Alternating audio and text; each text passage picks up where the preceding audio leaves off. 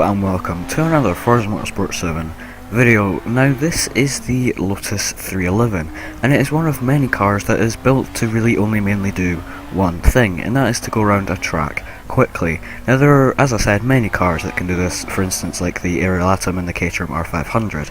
However, the Lotus 311 does have quite a bit of a flaw. Now it only sends 36% of its weight over the front wheels, or only has 36% of its weight over the front wheels, meaning that it kind of unloads its weight on the front wheels, meaning obviously it loses grip through the corners. The rear wheels pretty much stay put when the front wheels are on the floor. However, when it's unloading its weight, it kind of gets a little bit sideways, and let's just say it's quite unforgiving to drive. As we can see coming through this 90 degree right here, it kind of unloads its weight and gets into a bit of a power slide. So that got us thinking. This Lotus costs 150,000 credits in Forza, so could we build anything for less money that's faster than it? So we went on the, and we couldn't use the auction house either. So we went on the buy cars section of the game, and this is what happened. Now obviously we need someone in the Lotus 311 to set a sort of benchmark, so we put our best driver Delfino to get the best benchmark we can for the Lotus. Now we would get points for how much we were under the 150,000 credit budget, and Lewis, or TMDC Hyper, had chosen a Ford Mustang GT500 and he was 15,000 credits under the budget, so pretty good car, pretty good budget as well. Tigos, however, had chosen a Jaguar and he was only 20 credits under the budget, and he also had my logo splattered over it, so that's something as well. Me, on the other hand, I'd gone for something that's fairly cheaply to begin with, the 1998 Nissan Silvia, and I ended up only spending 100,000 credits on my car, so I was nearly 50,000 credits under the budget. Gaming Doctor, however, he'd chosen a Nissan 370Z and he had spent 120,000 credits on his car. So those are the cars, and these are the challenges we did with them. So the first challenge we decided on doing with our cars was a quarter-mile drag race with all of our cars, obviously. Now, as you're about to see, my Silvia had quite a bit of an issue. You see, I put a race transmission in my Silvia. However, as you can see, I'm going through the gears fairly quickly. I believe it topped out at about 175. And while it did do a 10-second quarter mile, which is pretty quick, the Jaguar did a 9.6 second quarter mile. He managed to get his Jag into R class. So for the second heat, I decided to change up my tactics when it comes to shifting. I decided to short shift a little bit. As you can see here, I pretty much went through second like it was nothing, and third.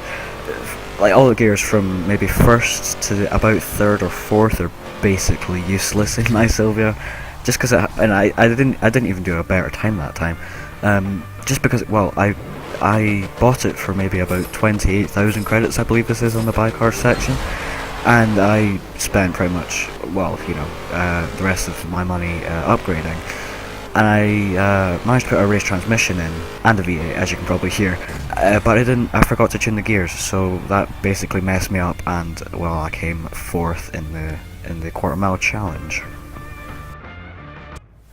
However, what would happen in a mile drag race? Now, you saw in the quarter mile, I didn't actually manage to beat the Lotus in a straight line.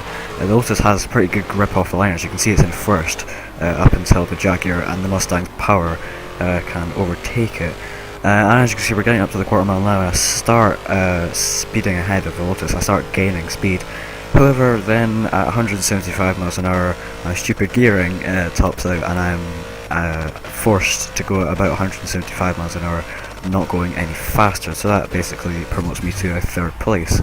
And the 370Z did just manage to beat out on the 311 as well.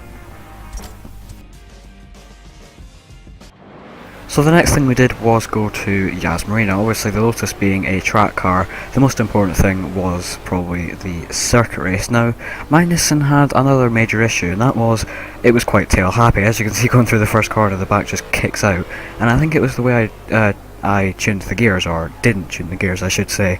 It's just the way the gears were. It wasn't letting it put its power down properly, and while it was spinning its wheels, every time I wanted to go out a corner. You can see here coming out of this tight left-hand hairpin sort of thing, I'm going very, very sideways. However, up in the Lotus, well, the Lotus was in first here, up until the long straight where the Jag's monstrous power and speed can just walk ahead of it. I think the Jag had maybe about 800 something, I think maybe even 900 horsepower. It had a lot of horsepower is what I'm trying to say. So yeah, it could walk past the Lotus in the straights. The Lotus gets a little bit of a sideways moment, goes a little bit wide off track, but not too much of an issue. Now the Lotus and the Jaguar did have quite a bit of battling throughout the race at Yas Marina. Probably because the Jaguar's handling wasn't too great, and I mean the Lotus's handling isn't too bad. I mean I'm sure the people that I'm sure Dolfinino at least would disagree with me here, as he does slightly cut the corner there, but I'll forgive him, kind of, not really.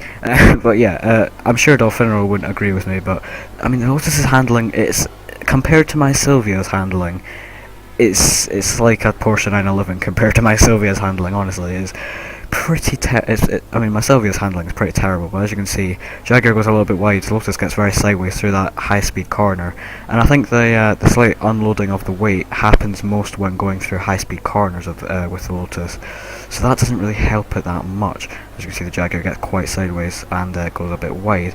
Now in the 370Z, this was probably the most handling based car here. As you can see, my Silvia just slithering around in the background there. Yeah, this was probably the most handling based car we had here, and I actually said when we were filming this that if I were to have one of the cars that we'd upgraded, it would probably be the Nissan 370Z, just because it handled the best out of our cars. Now back with the Mustang, it had a bit of a spin-off in the first lap, and as you can see, it isn't really the easiest to drive as it goes a bit off the track and does a bit of a tank slapper. So yeah, not the easiest car out of the cars that we've chosen to drive. Now back up with the Lotus and the Jaguar, they were still battling it out for first place. Coming to the chicane once again, I believe this is the second lap. Lotus trying to find a way past the Jaguar. The Lotus can obviously take a faster line, can obviously take the chicane much faster than the Jaguar, so it just can try and find a way past, but doesn't quite get the move stick. Coming through the fast right-hander once again, the Jaguar getting very, very sideways. The Lotus can dive up the inside and get the move done. Pretty impressive that he made it stick in the Lotus there. Not getting sideways like he did in the last lap, however.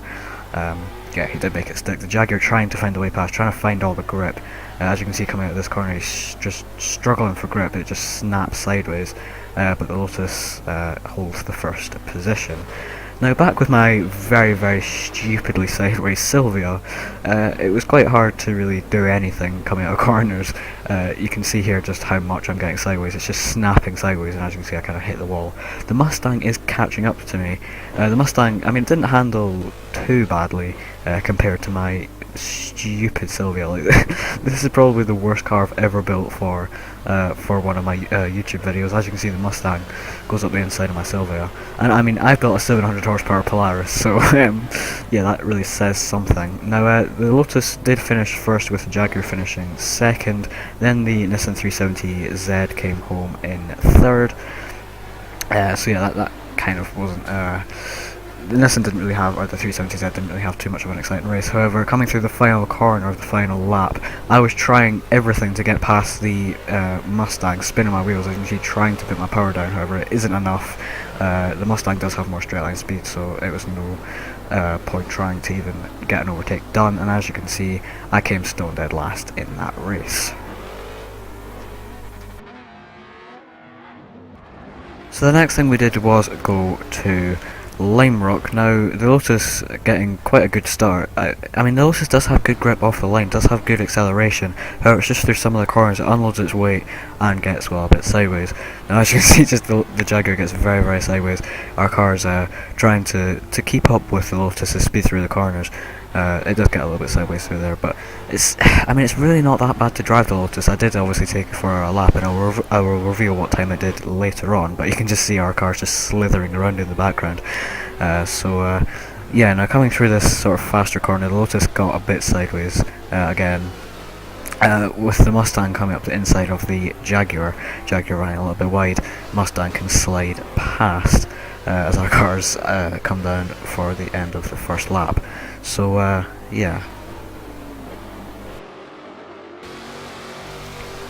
So a couple of laps on, the Mustang was trying to keep up with the Lotus, with the Jaguar hot on its heels. However, coming to the first corner, Lotus, the driver, slightly outbraked himself in the Mustang. It's quite a heavy car, and he does do a little bit of a pirouette on the grass. But yeah, as I said, it's a bit of a heavy car, and trying to judge the braking points, especially when you're going that fast into quite a tight corner, is fairly difficult.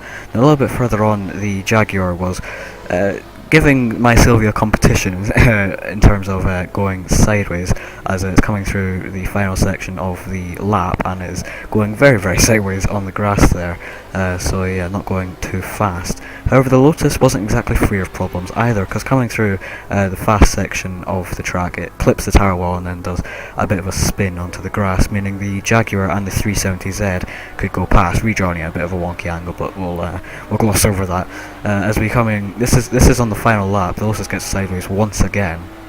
It's in third at this point, coming through the final corner, trying to keep up speed. However, gets very, very sideways. Dolfinino tries to hold the slide, but he just can't, and well, gets overtaken by pretty much everything, meaning the Jaguar can finish in first, the 370 in second, my Silvia in fourth, and the Mustang, or my Silvia in third, sorry, and the Mustang in fourth, with the Lotus coming stone dead last. So the final challenge would be a acceleration and braking challenge, 0 to 100 and back to 0 again. And the Lotus once again gets a good acceleration off the line. It's a really good car off the line, and gets stopped in a pretty short distance as well. And as for Doctor's 370Z, it gets a little bit of a slower start, but that just might be the replay glitching out because it's Forza. Now, we were running this with ABS off. I know it doesn't look like Doctor stopped, or Gaming Doctor stopped with ABS off, however, that's just Forza replays for you.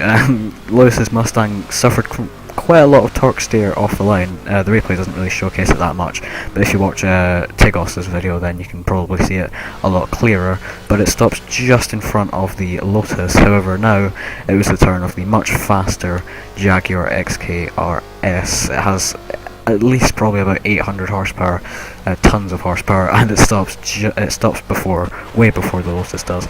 And then it was the turn of my stupid Silvia that I absolutely hated, and I still do.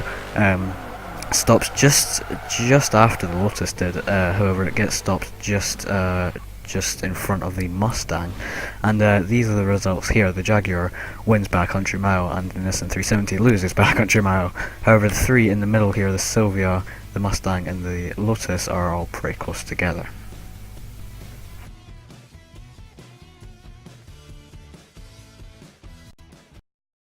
So these are the scores for the faster than a 311 challenge. Now, as you can see, the Jaguar has got 26 points out of a possible 30 points, so that comes screaming into first place. The Mustang in second with 18 points. My Silvia just scraping ahead of last place, because the 311 and the 370Z have both got 15 points, meaning they're in joint last, and I am in third, I guess.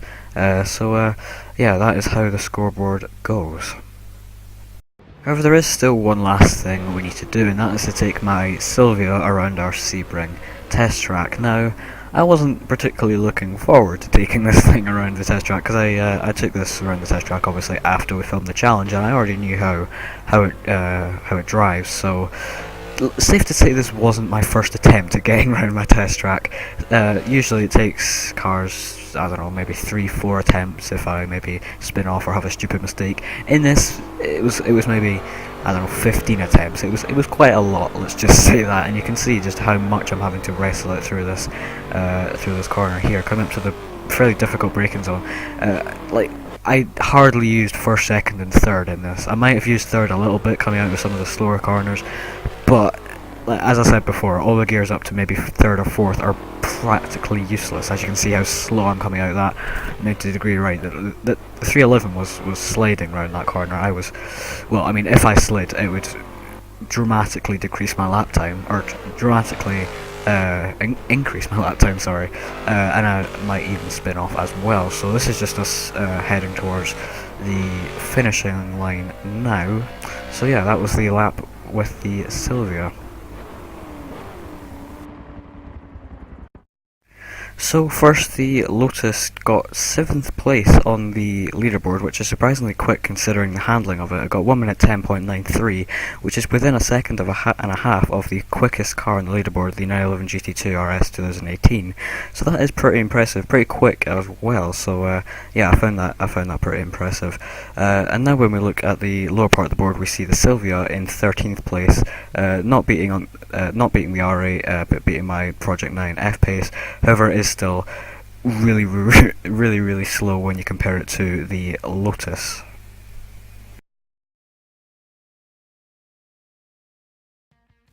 So it turns out if you want to go faster than a Lotus 311 for less money, then you get a Jaguar XKRS, shove as much power as you can to it with practically no handling, and end up 20 credits less than the Lotus. That's the kind of consumer advice we give here on the That Car Guy 458 channel.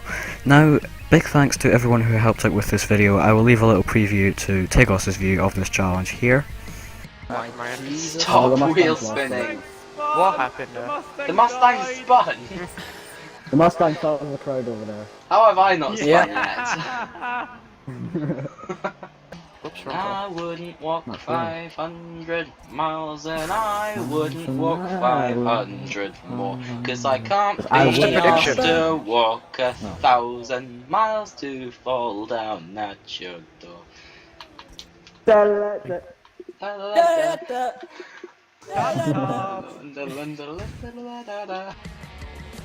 So there you go. If you have enjoyed this Forza Motorsport 7 video, please make sure to like, comment and subscribe if you're not already to my channel. But until the next video, goodbye.